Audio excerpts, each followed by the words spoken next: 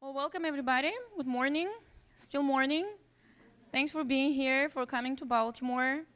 I am an immigrant myself, an immigrant and a woman, so it's kind of like a double trouble. Unfortunately, I don't have any tricks to show and take my clothes off, but hopefully I'll be enough entertaining with the great story I'll tell you about the World Trade Center Institute and the work we do on the professional exchanges front. I do want to start with first picking your brain on something. We brought up several very tough issues. Axin did that in terms of immigration specifically, and right now there is a big talk about all the children immigrating from Latin America into the United States and being detained at the American border. And there is a lot of conversation about what do we do? What do we do as a society? What do we do as communities to help and resolve this issue? There is apparently a misconception that getting your child across the border guarantees a free pass to American citizenship, which is really not the case. It's a little more complicated than that, but there was a proposal for Baltimore to play a role and offer one of our buildings, and I'm not sure how many of you might be familiar with that. It's a controversial issue. Offer one of our buildings that's right now vacant to the immigration authorities to serve as a shelter for immigrant children. So I wanted to challenge you, the audience, and get your input on that issue. We have some economists in the room. We have some probably sociologists, people in cultural diplomacy. A couple of thoughts, like what do you guys think that would be the right course of action? Well, let me paraphrase that. There is no right course of action probably in this case, but what are your thoughts on our role as a community and as a society in this case? Anybody? Just a couple of thoughts. As somebody said, there are no wrong thoughts or answers. It's just us that can get wrong. Are these children that are seeking homes with relatives here? They're seeking adoption? They're older children? Many of them were smuggled. The smugglers were paid to smuggle those children into the U.S. They're just looking for a better life. There is a lot of violence. There is a lot of conflict, and it's close enough to make it a $1,000-mile trip, for example, to the border. So no, they're not seeking. They might not have anybody here, for all I know. And that's why there is this misconception that once they cross the border, that's really solving all of their citizenship issues, which is really not the case. Many of them might get deported, but some of them actually die. I mean, they come in on the rooftops of trains and in the engines of ships and boats and who knows what else. I personally know people that came into truck tire. They swam through from Cuba to Florida. So there are many ways, and I don't know them all. I'm not an expert in the field. I was just like, as we were talking about immigration, I was just thinking, like, what do we do as a community? Thank you for making those comments. Is that many issues are sensitive and you know, they can get to very close to the heart of people. So sometimes questions and issues are not black and white. You know, there are many different shades of those issues and of gray, and I have not read the book, but it just applies in this case. And you see how this can be a whole new conference and a conference on its own, because these are issues that go across borders, these are issues that touch people's hearts, and they go down to diversity, and they go down to, and I guess the point is, it's not always about how open we are to accept the different. Everything needs to be done in a strategic fashion and in a strategic way. So I guess, having said that, I'm going to move on and just tell you a little bit more about the World Trade Center Institute. We are an international business networking organization. DTG is a member of the World Trade Center Institute. We've recently started working with Dave and the Baltimore Internet Radio, and I want to thank you for inviting me. I want to thank Aksin for having us in this beautiful venue, and also for Mark for letting me, kind of like introducing me to the Institute for Cultural Diplomacy, which, to be honest with you, I wasn't aware of, even though I'm in the field of citizen diplomacy and professional exchanges, so I'm really thankful to be aware of it. But long story short, the World Trade Center Institute is a non-profit organization established in 1989. We have 25 years history of connecting the Maryland-based community to global opportunities. We currently have about 120 corporate members, and we work closely with USIAC, which is the U.S. Export Assistance Center, with DBET, which is the Department of Business and Economic Development. We work with the Secretary of State's office on some of the professional exchanges front and with Anna. We're connected to over 300 World Trade Centers around the world, a part of the World Bank Private Sector Liaison Officer Network. We work with global ties with about 100 community-based organizations. So our network is vast. This is why I'm kind of like saying all these things, that we basically have access in almost every country to some kind of an organization, to some kind of a community, be it business, be it social community. So, and this is really who we were when we first started in 1989, an international business networking organization. We grew later to also incorporate the professional exchanges program, which at the time was called International Visitor Leadership Program, since 1994. I think I skipped this slide, but basically, in the meantime, what we do is host 4 large signature events every year. We gather about 300 plus people. We're having our embassy night in the Ronald Reagan Center in Washington, D.C. In October, it gathers about 30 foreign diplomats, 300 plus mid-Atlantic business leaders. It is the second largest gathering of foreign diplomats after New York City. We have several industry or country-focused events, which are for our members only. And we are, for this particular forum, most importantly, the only organization approved by the U.S. State Department to work on the International Visitor Leadership Program. From this, our organization grew to host about 600 visitors every year from all around the world to introduce our local experts and our community to them, for the purposes of exchanging information, best practices, seeing how things are done in America, and which is not to say that we are doing things best, which is to say that we are exchanging information so that these people can take what's relevant for them and maybe implement some of it in their own communities. Do want to talk about citizen diplomacy for just a second. To me, this is the blood of professional exchanges. So Mark and this forum calls it cultural diplomacy. So I kind of like want to draw the parallels. As Mark mentioned, and I have my cheat sheet here, cultural diplomacy is really a course of actions which utilize the exchange of ideas, traditions, and other aspects of culture in order to strengthen relationships, enhance socio-cultural cooperation, or promote national interests. Same thing with with citizen diplomacy, and the way we define it is really the idea that individual citizens have the right, even the responsibility, to help shape American foreign relations, what we call one handshake at a time.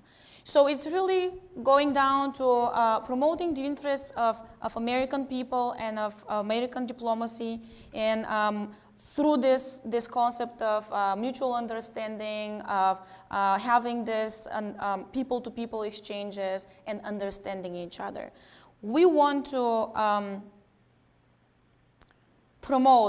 we want to emphasize not just our similarities. Through these programs and citizen diplomacy, we want to make people appreciate their differences as well, which is even the more important part of it.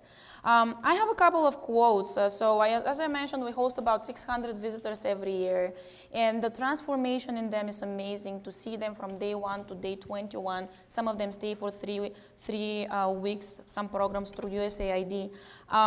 Impressed by his experience in Maryland and how much his perspective on Americans changed, a visitor from Kyrgyzstan once said that the important thing he realized was that the strength of America lies in American people.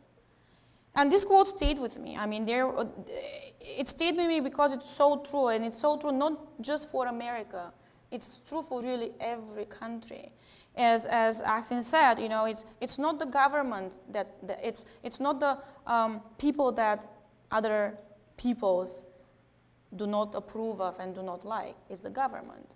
So through the people-to-people exchanges, we really have the opportunity to show that we as people are much closer to each other than we as government politics, I would say, and national interests.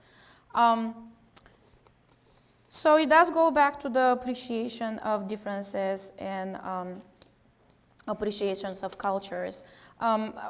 Our visitors see a lot from our community, so people welcome them in their offices, they welcome them in their homes, they share meals with them, they share expertise with them, and seeing how open Americans are is so powerful. It's so powerful to understand that these people are volunteers, that these people take away a couple of hours of their precious days, and especially because one of the misconceptions, well, it's not a misconception, you know, we say time is money, and it's even so more in America. So those people, knowing that Americans take away 2 hours of their day to meet with them, share expertise, and learn from them as well, because it has to be a double-way street. It has to be mutually beneficial, otherwise it doesn't work. It's just speaks volumes. Our professional exchanges programs, just a few more words, it's federally or privately funded. We mostly have worked through USAID and the US State Department on one of the flagship programs, which is the International Visitor Leadership Program. We currently welcome about 600 people in Maryland through any of those programs. They can be for junior and seasoned professionals or youth, and this summer we're hosting for 4th year in a row a youth program for Mexico. So we are having 13 high school students come in to learn about youth empowerment practices. What we do for them is taking them to local organizations, taking them to schools, places where they can interact with their peers, to learn about peer-to-peer mentoring, to learn about after-school programs, to learn about how American youth are kept away from the streets and engaged in productive activities so that they can go back and be leaders and be role models for their own peers and for their own communities. What they want to do is actually establish programs in their own communities and schools to work with their peers and with other school children. So they really want to be change makers. So they really want to make less and less children from those countries want to come to America. They want to create the conditions in their own countries for those children and for their peers to stay there. They are short term, so 1 through 4 weeks. We don't really engage much in the long year professional exchanges for students. The purpose, as I said, is to introduce the foreign professionals to local experts. We host 600 visitors, and about 50 of them last year were placed in homestay families.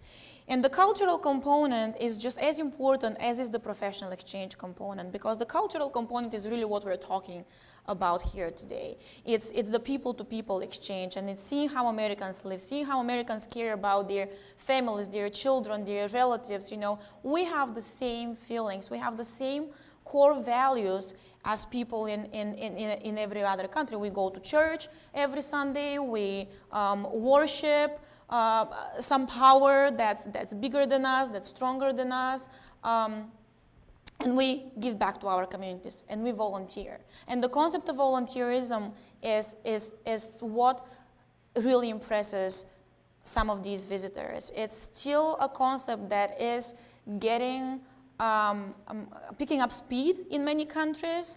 People are not used to work for free, what they call them. I am originally from Bulgaria.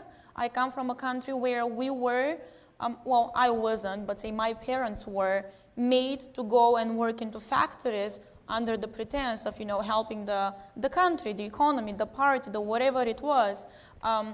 A concept that was an activity that was really perceived as, I'm going to work for a can factory and they're not paying me anything, so I'm contributing to the economy, but I'm not taking anything back. It was forced, And it was really a sort of exploitation, or at least this is how we perceived it. I volunteered since I was in high school. I was in Red Cross, I was a first aid a teacher going to school, teaching 2-year-old kids, HIV/AIDS trainer and whatnot. So my generation started volunteering for the first time.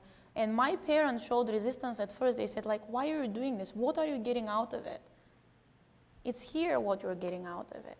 You're getting out of it actually as much as you put into it. This is what you're getting out of it. But this is why many of these countries and many of these people get very impressed by seeing Americans and their spirit of volunteerism. The significance of the professional exchanges program, building mutual understanding. We talked about this quite a bit. Stereotypes exist on both sides of the border, both sides of the Atlantic. They exist about Americans, but also we Americans. And even though I'm not a citizen yet, I would consider myself immersed in this culture and into this country. Have stereotypes about other countries as well. You know, and sometimes it is sad to see Russian visitors going for a dinner hospitality into American home and all the jokes revolving around drinking vodka. So you're trying to educate people on both sides, basically, and both ends. A couple of quotes I wanted to share with you. One of our visitors did summarize the mutual understanding when he said, the biggest mistake that humans make is thinking that we are different, which goes back to appreciating our differences. And that's actually one of the homestay families that said that. But then Dmitry, who happened to be from Russia, also said, we have a lot more in common than things that we have, than differences that we have. Being a strategic pillar for public diplomacy goes back to advancing our our national interests and foreign diplomacy. No other diplomacy can do this. We mentioned the soft power and the comparison to hard power. This is really powerful. I do want to share a couple of examples about prominent alumni of this program, and this is how the strategic pillar of public diplomacy gets re-emphasized. You think about Indira Gandhi, you think about Nicolas Sarkozy, you think about Tony Blair and Margaret Thatcher, you think about Dilma Rousseff, the Bulgaria descendant, president of Brazil. All of these people are alumni of the International Visitor Leadership Program. They all came to America and met American people, stayed in their homes, ate with them at the same table, and that reflected their policy when they became into power. They participated in those programs when they were nobody. They were rising stars in whatever they were doing. They were like 20-somethings, 30-somethings. They were dreamers. They were visionaries at this time. And they end up being on top of their career, the leaders of their countries, and this is how bottom line is that you never know who you're hosting. You never know who's sitting at your table, basically, as citizen diplomats and as people that promote cultural diplomacy. A couple of words about the community impact in Maryland. We talked about being difficult to monetize some of this impact, and we are still probably a million years behind of really putting the right numbers into this impact. Maybe not so much into how much trade is generated through this, but for the Maryland specifically, I know for a fact it's $1.4 million that have been economic impact generated for our state. And it might be a drop in the bucket, but it's still something that would not have been here had it not been for these types of programs. This really means that for every dollar spent in federal government funding, because out of the $1.4 million, only about 150,000 are federal government money that were invested in those programs that came to us in the form of grants. The rest was really money spent on our hotels, in our restaurants, for shopping, souvenirs, and so on and so forth. We also volunteer a lot. 13,000 volunteer hours were devoted by Marylanders for this professional exchanges program. We have about, maybe since we started in 1994, WTC, I took over this program, maybe about 15,000 Marylanders volunteered to meet with foreign professionals in their offices, in the schools, to expose them to our city, to our states, to our culture. This program helps put Baltimore and Maryland on the map. I mean, actually never knew where Baltimore was. Honestly, before I came to the country, I never knew where Baltimore was. They told me you were going to a city on the border between Maryland and Washington. End of quote. This is what I was told when I came to Baltimore. I guess that even the people that organized I came on one of these exchange programs for the first time, went back, graduated school, and so on and so forth, came back for school. But yeah, this was where I thought I was going. So that's why I guess I'm even more adamant of, these people need to know where Baltimore is. They need to know where Maryland is. We're this kind of like mid-sized state, but we do so much, and we're so cool, and people are so great, and I love it here. I've been here for 10 years, and I don't want to go anywhere else. You know, I want to build my future here, and I want to help, and I want to give back, and I volunteer a lot, and I do find always ways to give back. So the citizen diplomacy goes back to giving back to your community as well. We all make difference through any of these ways that you can get involved. Everybody can make a difference. And I hope that no matter which side of the Atlantic we come from, we would try to do this and to advance the concept of people-to-people exchanges and citizen diplomacy and cultural diplomacy and whatever you want to call it, showing that there is no stronger power than people's power, than our power. So I have a few pictures just to showcase a couple of the ways that we, I guess, immerse our visitors into culture. You know, some of them stay with homestay families for a short period of time. So we cook together, we eat together. This is our happy homestay family enjoying their dinner. We dance together. We go to church together, or mosque, or synagogue, or whatever religious temple you cherish. You can expose, like, the religious difference and diversity is huge. This is a Pakistani family, as a matter of fact, that's hosting students from Mexico. They took them to mosque with them, and you know, they dressed traditionally, and this kid is from Mexico, this girl is from Mexico, and so is, I think, this one. So we volunteer together as well, and we give back to the community. Visitors actually have given donations to Maryland and Baltimore nonprofits. They have volunteered hand in hand with local nonprofits and so on and so forth. We showcase them history, of course. They need to know Annapolis was at some point a nation's capital, so we want to show them that as well. Bring them to talk to elected officials, Among Nature, United States Naval Academy, showcase our landmarks and what is it that Baltimore stands for. Shopping, of course, is huge. I mean, what is a trip to America if you don't go shopping? And you won't believe the long lists of items they have that their relatives have asked them to purchase. We try to expose the program. This is an interview at the Voice of America through media as much as we can, just to showcase the projects the visitors are working on, just to showcase the program and the impact that it has on them and our communities as well. Some are volunteering. We take them to Washington, to New York. We just are blessed that we're so close to both of them, and we can expose our visitors to both cities.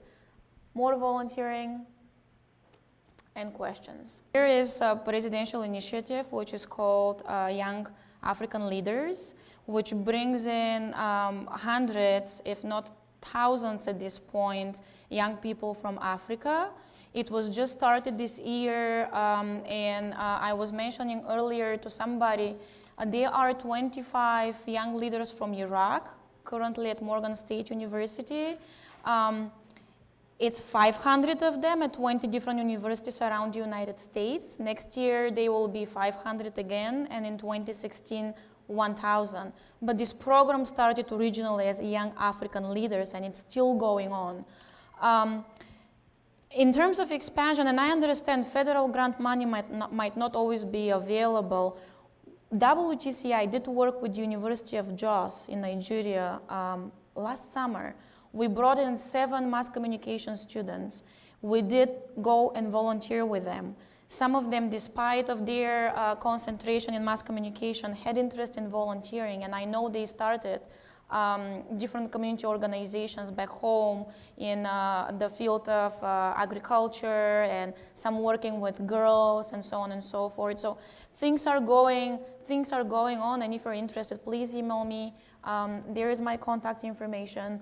I would be happy to provide you with whatever information I can. But I'm personally also working on expanding our partnerships with universities.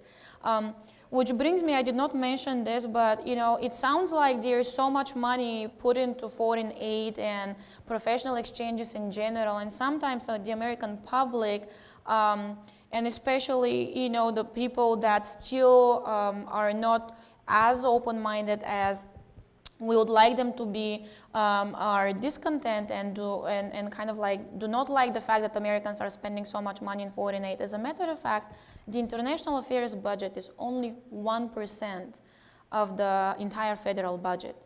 And as a matter of fact, only 0.016% of this 1% of the federal budget goes towards the international exchanges programs.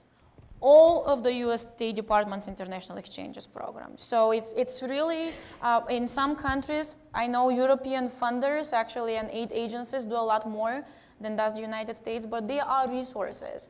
And it's not always easy to find them, and that's why it's important to have forums like this and to talk and to network and to ask questions. So I guess that would be it. Thank you, everybody. Thank you so much for your attention. Thank you, Mark.